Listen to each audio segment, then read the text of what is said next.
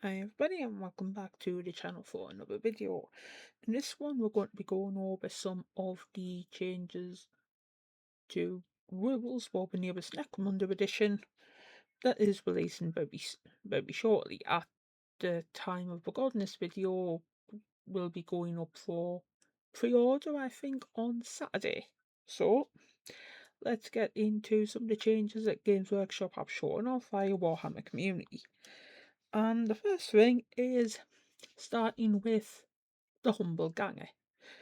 What should be the meat and potatoes of any particular gang, but more often than not in the previous edition was more just there for body count, filler, and pretty much exclusively to deal with your opponent's other gangers, whilst your leader and your champions were the real heroes and MVPs of the day.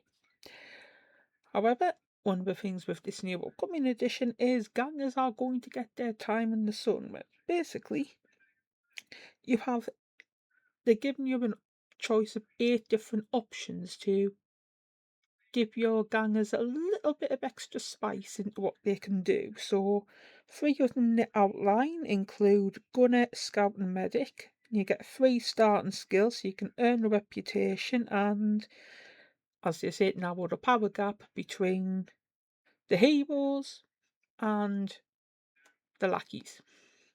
So I like this. This is it's a good move to give, like I say, what generally is should be the meat of potatoes in any gang, a little bit of time in the sun outside of the respective gang champions and of course the leader.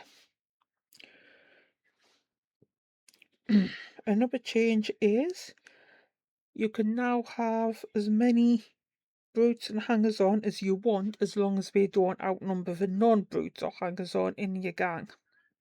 So if you want a weird and wonderful eclectic array, all people tagging along with your regular gang, you now can.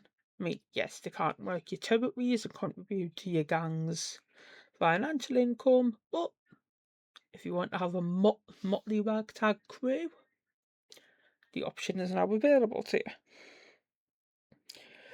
Another thing is, previously, each type of gang fighter, if you like, kind of had their own weapons list. So leaders had to pick up everything, then you had champions, which broadly had the pick of everything. Then you had gangers, which had a more restrictive list, followed by Jews, which had an even more restrictive weapons list. Well, those things are a thing of the past now, where basically any level of gang member can be equipped with any weapons and equipment available to their respective gang. So, again, offers more versatility in your gang loadouts, which is always a good thing.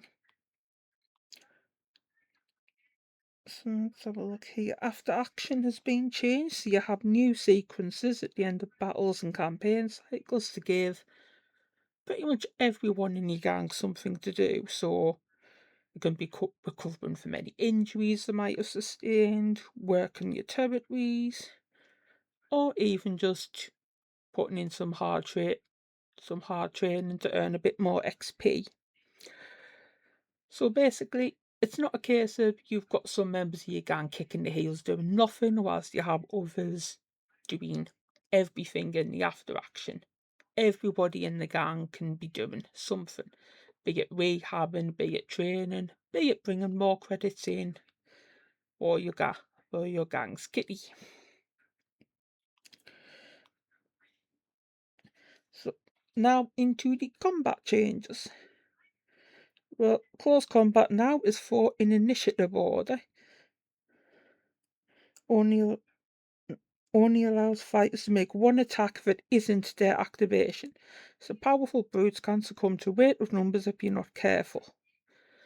It seems as well like the old ammo walls have changed, because reading the blurb here, only guns that shoot a ton of rounds are prone to malfunction need a fire-powered dice roll.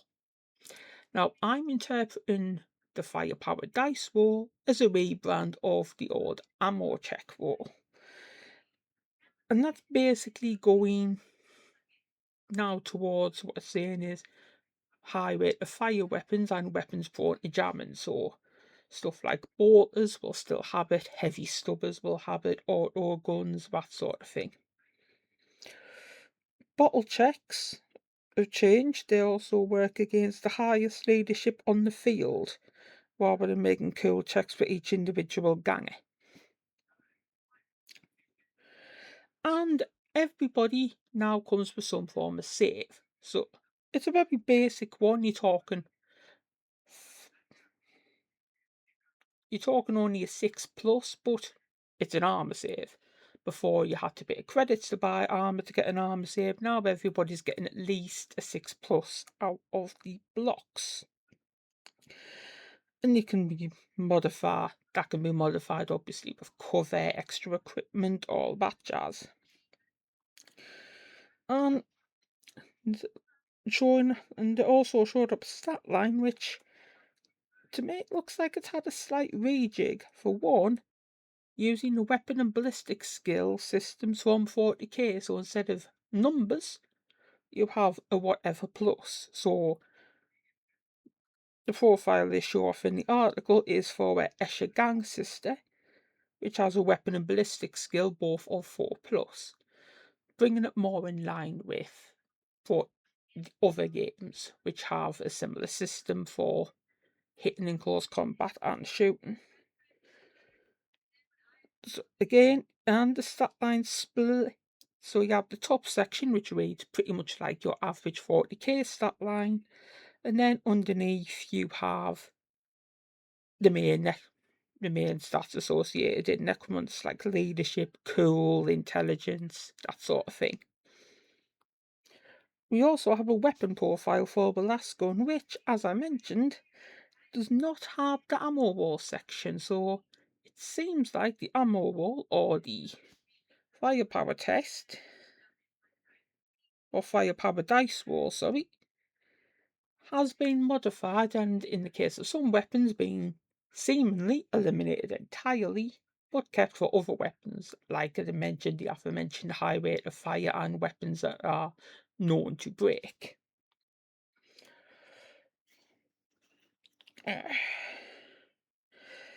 Another thing to mention is choosing your battles. Scenarios are generated from a deck of cards or equivalent tables in the rulebook, giving you an easy way to throw together interesting game objectives in a matter of minutes. While new territory rules mean the location of your skirmish will have lasting gameplay effects that could swing a decisive engagement in your favour. The example I gave here is imagine taking over an Escher Chemvat when all their toxic weapons are more virulent than normal. So, yeah, that's just a scenario throughout there. You win, you gain control of the Chemvat. However, the Escher Gang's chem weapons are a lot more nasty.